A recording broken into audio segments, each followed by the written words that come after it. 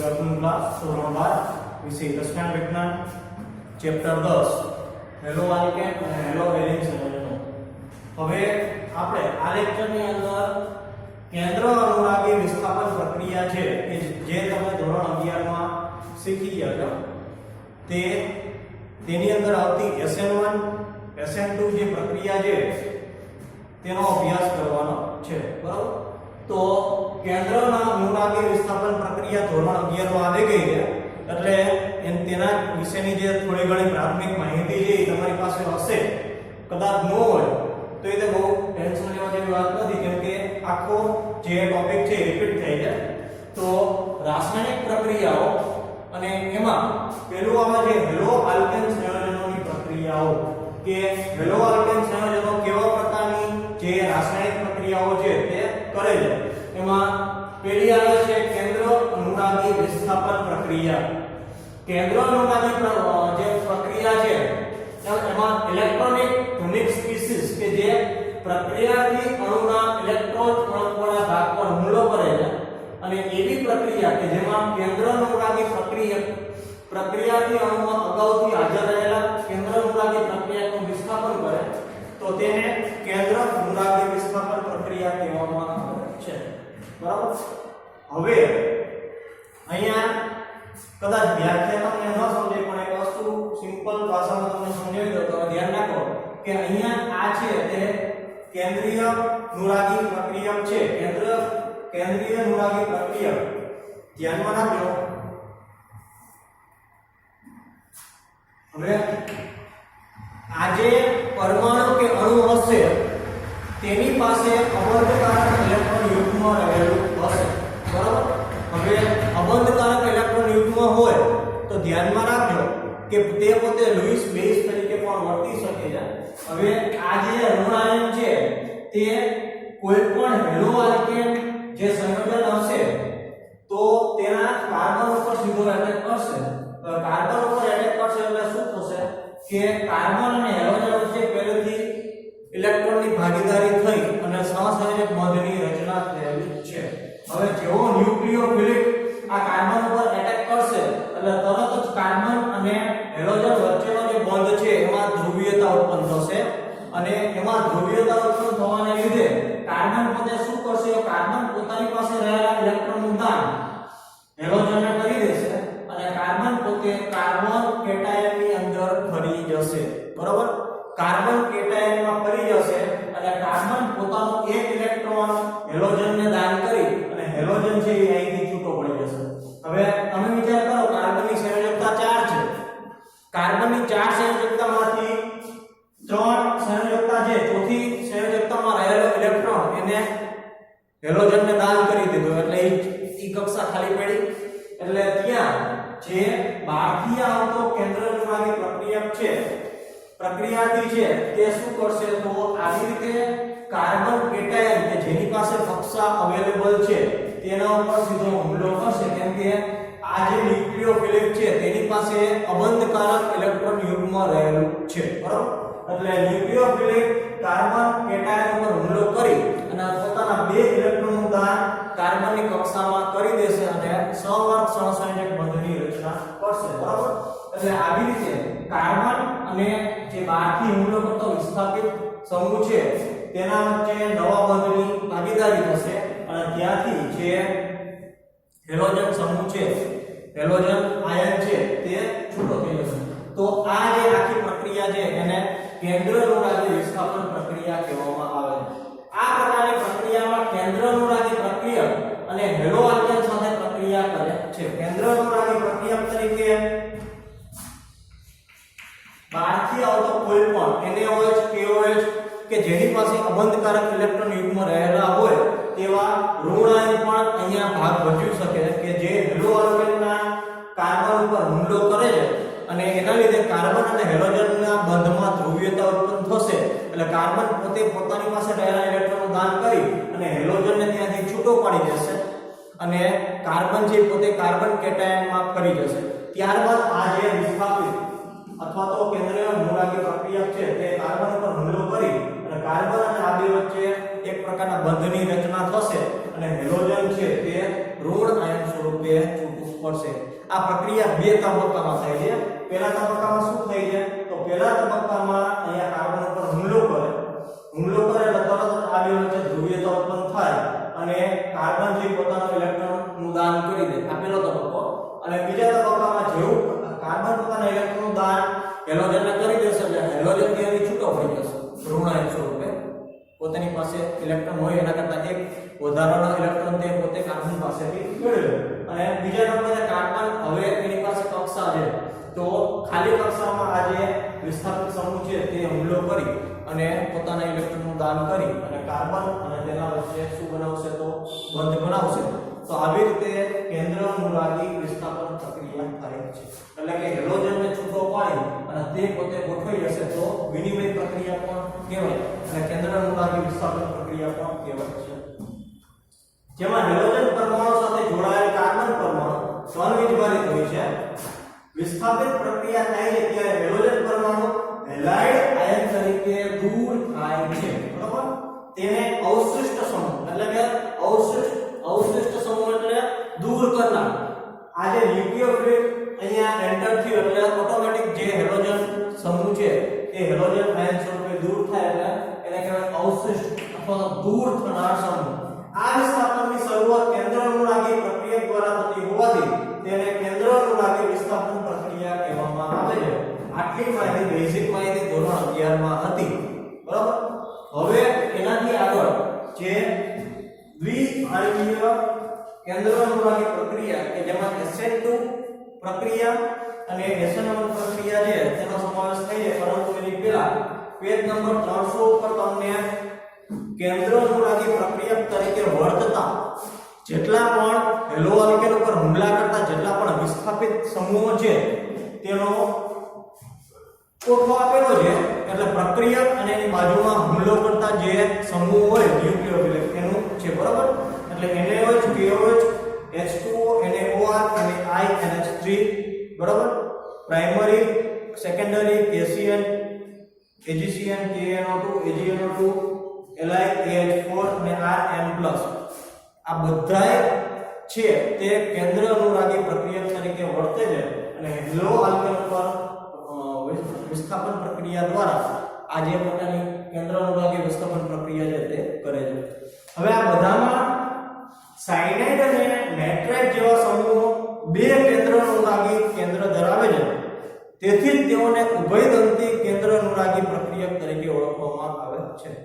વાસ્તવમાં સાયનાઇડ એટલે તમને બધાને ખબર છે C અને N. હવે C અને N વચ્ચે ટ્રિપલ બોન્ડ હશે. બરાબર? C અને N વચ્ચે ટ્રિપલ બોન્ડ હશે. તો તમે વિચાર કરો કે કાર્બન પાસે પણ કાર્બનના બાહ્યતમ કક્ષામાં 6 ઇલેક્ટ્રોન અને હાઇડ્રોજનના બાહ્યતમ કક્ષામાં 5 ઇલેક્ટ્રોન ત્રણ ઇલેક્ટ્રોનની ભાગીદારી કરી અને પોતે પોતાનું અષ્ટક પૂર્ણ કરે. બીજા નંબરે કે અહીંયા કાર્બન પણ પોતાની પાસે રહેલા અવંધકારક ઇલેક્ટ્રોન યુગ્મનું દાન કરી શકે છે. તે પણ કેન્દ્ર અનુરાગી પ્રક્રિયા તરીકે વર્તી શકે છે અને નાઇટ્રોજન પણ પોતાની પાસે રહેલા અવંધકારક ઇલેક્ટ્રોન યુગ્મનું દાન કરી અને કેન્દ્ર અનુરાગી પ્રક્રિયા તરીકે વર્તી શકે છે. માટે તેને ઉભયદંતી કેન્દ્ર અનુરાગી પ્રક્રિયા કહેવામાં આવે છે. સાયનાઇડ જો કાર્બન પરમાણુ સાથે જોડાવાથી આલ્કાઇલ સાયનાઇડ અને નાઇટ્રોજન પરમાણુ જો પોતાના ઇલેક્ટ્રોન યુગ્મનું દાન કરે તો તેની સાથે જોડાવાથી આઇસોસાયનાઇડ બને છે. આમ નાઇટ્રાઇટ આયન જોડાણના બે જુદા જુદા સ્થાનો ધરાવતો હોવાથી તેને પણ ઉભયદંતી કેન્દ્ર અનુરાગી પ્રક્રિયા તરીકે ઓળખવામાં આવે છે. ઓક્સિજન પરમાણુના જોડાણથી નાઇટ્રાઇટ સંયોજનો અને નાઇટ્રોજન પરમાણુના જોડાણથી નાઇટ્રો આલ્કેન સંયોજનો બને છે.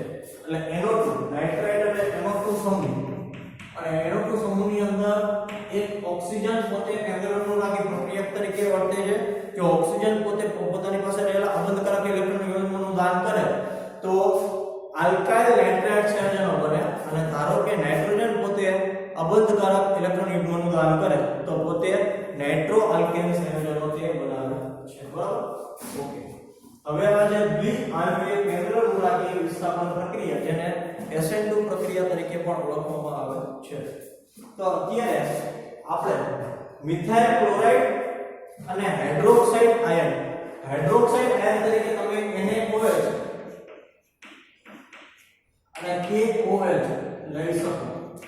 હવે તમને બધાને ખબર છે NaOH અને KOH હકીકતમાં ઘન સ્વરૂપે હોય છે. પાણીમાં એને બનાવો તો શું થઈ જાય? Na+ અને OH-. બરોબર? એટલે આનું aqueous ફોર્મ હોય પાણીમાં બનાવેલું તો બે આયન છૂટા પડી જશે Na+ અને OH-. એટલા માટે અહીંયા OH લખેલું છે કેમ કે NaOH અને KOH ની અંદર રહેલો જે હાઇડ્રોક્સિલ આયન છે તે પોતાની પાસે રહેલા અબંધકારક ઇલેક્ટ્રોન યુગ્મોનું દાન કરી અને કેન્દ્ર અનુરાગી પ્રક્રિયક તરીકે વર્તે છે. તે મિથાઇલ ક્લોરાઇડમાં રહેલા કાર્બન ઉપર શું કરે છે? હુમલો કરે છે અને ક્લોરીનને ત્યાંથી છૂટો કરી અને તે પોતે ગોઠવાઈ જશે અને આપણને મિથાઇલ ક્લોરાઇડમાંથી મિથેનોલ આપશે અને ક્લોરાઇડ આયન છે તે છૂટો પડશે. હવે આને શું કામ દ્વિઆણ્વિક કેન્દ્ર અનુરાગી વિસ્થાપન પ્રક્રિયા કહેવામાં આવે છે? તો ધ્યાનમાં રાખજો કે હુમલો કરનાર કેન્દ્ર અનુરાગી પ્રક્રિયક આલ્કાઇલ હેલાઇડ સાથે પારસ્પરિક ક્રિયા કરી કાર્બન હેલાઇડ બંધન તોડે છે અને સાથે કાર્બન અને હુમલો કરનાર કેન્દ્ર અનુરાગી પ્રક્રિયક વચ્ચે નવો બંધ રચાય છે. હવે આ જે પ્રક્રિયા છે એ બે ક્રમમાં થાય છે અને દ્વિતીય ક્રમની ગતિને અનુસરે છે કે જેમાં પ્રક્રિયા વેગ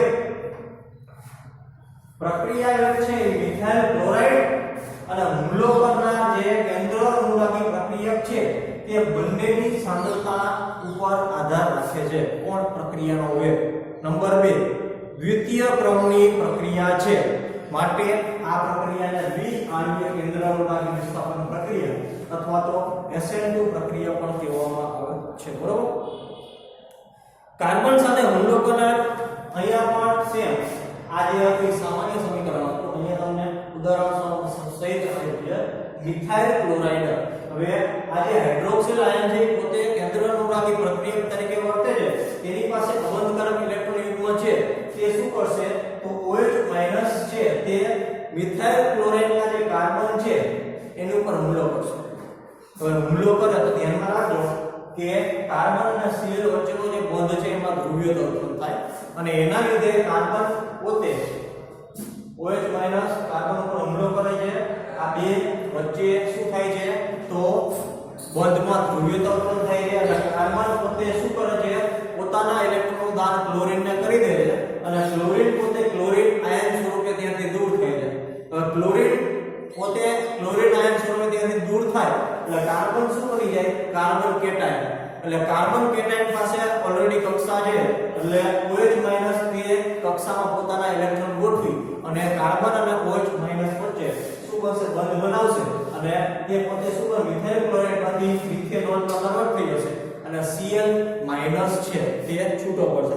એટલે આવી રીતે પ્રક્રિયક કેન્દ્ર અનુરાગી પ્રક્રિયક અને મિથાઇલ ક્લોરાઇડ બંનેની સાંદ્રતા ઉપર આધાર રાખતો હોવાથી અને દ્વિઆણ્વીય કેન્દ્ર અનુરાગી પ્રક્રિયક અથવા તો SN2 પ્રક્રિયક તરીકે પણ ઓળખવામાં આવે છે. બરોબર? હવે હુમલો કરનાર કેન્દ્ર અનુરાગી પ્રક્રિયક CH બંધના કાર્બનની નજીક જાય.